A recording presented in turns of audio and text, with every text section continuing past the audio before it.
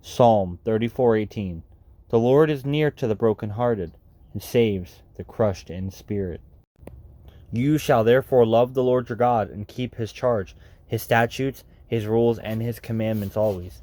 And consider today, since I am not speaking to your children who have not known or seen it, consider the discipline of the Lord your God, his greatness, his mighty hand, and his outstretched arm, his signs and his deeds that he did in Egypt, to Pharaoh the king of Egypt, and to all his land, and what he did to the army of Egypt, to their horses and to their chariots, how he made the water of the Red Sea flow over them as they pursued after you, and how the Lord had destroyed them to this day, what he did to you in the wilderness until you came to this place, and what he did to Dathan and Abiram, the sons of Eliab, son of Reuben, how the earth opened its mouth and swallowed them up with their households, their tents, and every living thing that followed them, in the midst of all Israel. For your eyes have seen all the great work of the Lord that he did. You shall therefore keep the whole commandment that I command you today, that you may be strong, and go in and take possession of the land that you are going over to possess, and that you may live long in the land that the Lord swore to your fathers to give to them and to their offspring, a land flowing with milk and honey. For the land that you are entering to take possession of it is not like the land of Egypt, from which you have come, where you sowed your seed and irrigated it like a garden of vegetables. But the land that you are going over to possess is a land of hills and valleys, which drinks water by the rain from heaven, a land that the Lord your God cares for. The eyes of the Lord your God are always upon it, from the beginning of the year to the end of the year. And if you will indeed obey my commandments that I command you today, to love the Lord your God, and to serve him with all your heart and with all your soul, he will give the rain for your land in its season, the early rain and the later rain, that you may gather in your grain, and your wine, and your oil. And he will give grass in your fields for your livestock, and you shall eat and be full. Take care lest your heart be deceived, and you turn aside and serve other gods and worship them. Then the anger of the Lord will be kindled against you, and he will shut up the heavens, so that there will be no rain, and the land will yield no fruit, and you will perish quickly off the good land that the Lord is giving you. You shall therefore lay up these words of mine in your heart and in your soul, and you shall bind them as a sign on your hand, and they shall be as frontlets between your eyes. You shall teach them to your children, talking of them when you are sitting in your house, and when you are walking by the way, and when you lie down and when you rise. You shall write them on the doorposts of your house and on your gates, that your days and the days of your children may be multiplied in the land that the Lord swore to your fathers to give them, as long as the heavens are above the earth.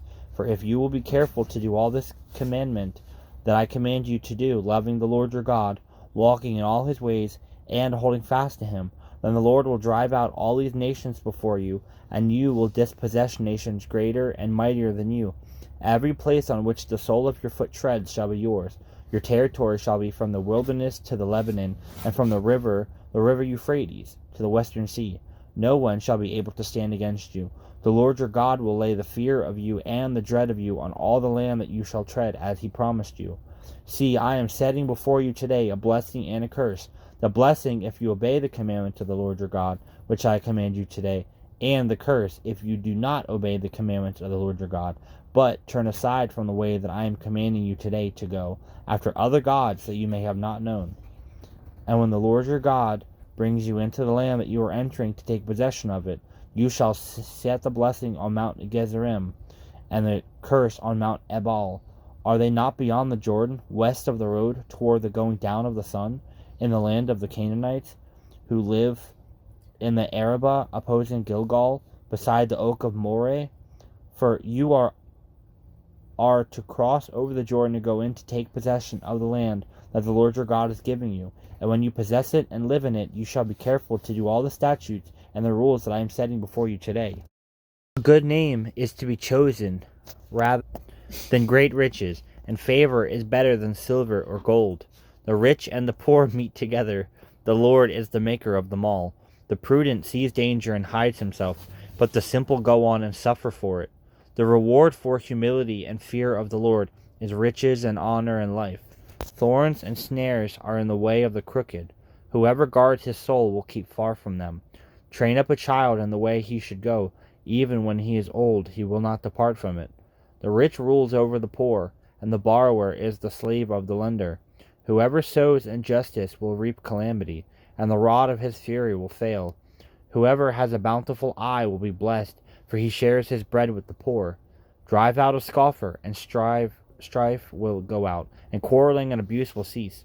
He who loves purity of heart and whose speech is gracious will have the king as his friend.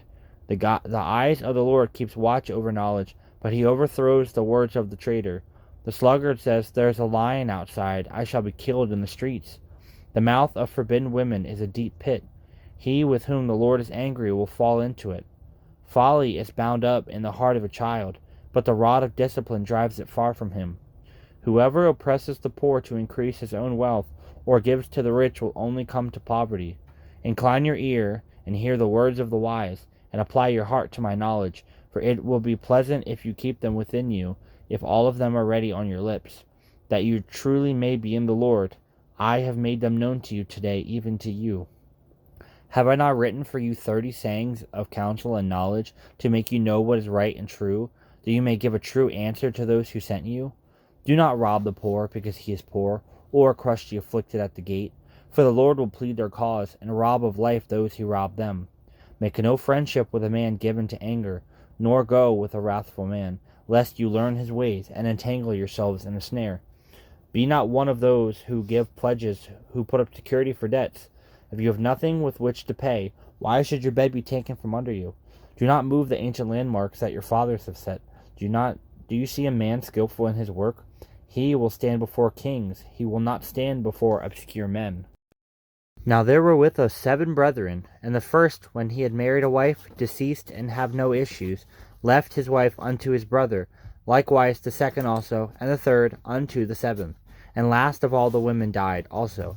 Therefore, in the resurrection, whose wife shall she be of the 7? For they all had her. Jesus answered and said unto him, Ye do err, not knowing the Scriptures, nor the power of God. Charles Spurgeon said, If I did not believe in the infallibility of this book, I would rather be without it. If I am to judge the book, it is no judge of me. If I am to sift it and lay this aside, and only accept that, according to my own judgment, then I have no guidance whatsoever. Unless I have conceit enough to trust my own heart, the new theory denies infallibility to the words of God, but practically imputes it to the judgments of men. I protest that I would rather risk my soul with a guide inspired from heaven than with the differing leaders who arise from the earth at the call of modern thought. The only way for us to truly walk in God's way is to follow his perfect word, not just knowing it, but believing and obeying it. To live in my presence consistently, you must expose and expel your rebellious tendencies. When something interferes with your plans or desires, you tend to resent the interference. Try to become aware of each resentment, however petty it may seem. Don't push those unpleasant feelings down, but instead let them come to the surface where you can deal with them. Ask my Spirit to increase your awareness of your resentful feelings. Bring them boldly into the light of my presence so that I can free you from them. The ultimate solution to rebellious tendencies is to submission to my authority over you. Intellectually, you rejoice in my sovereignty, without which the world would be a terrifying place. But when my sovereign will encroaches on your little domain of control, you often react with telltale resentment. The best response to losses or thwarted hopes in praise: the Lord gives and the Lord takes away. Blessed be the name of the Lord. Remember that all good things, your possessions, your family, and your friends, your health and your abilities, your time, are gifts from me. Instead of feeling entitled to all those blessings, respond to them with gratitude. Be prepared to let go of anything I take from you, but never let go of my hand. Search me, O God, and know my heart.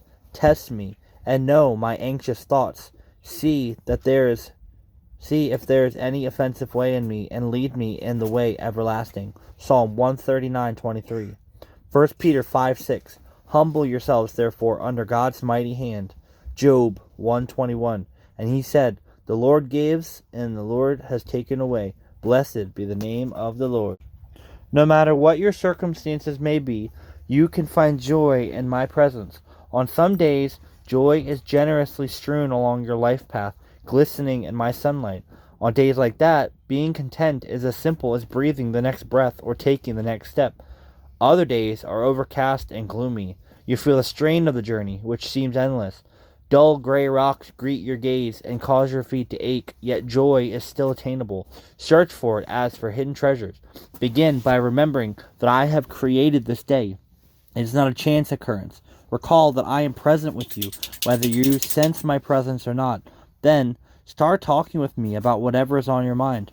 Rejoice in the fact that I understand you perfectly, and I know exactly what you are experiencing. As soon as you continue communicating with me, your mood will gradually lighten. Awareness of my marvelous companionship can infuse joy in even the grayest of days. Psalm 21:6. Surely you have granted him eternal blessings and made him glad with the joy of your presence. Proverb 2:4. And if you look for it as for silver and search for it as for hidden treasures.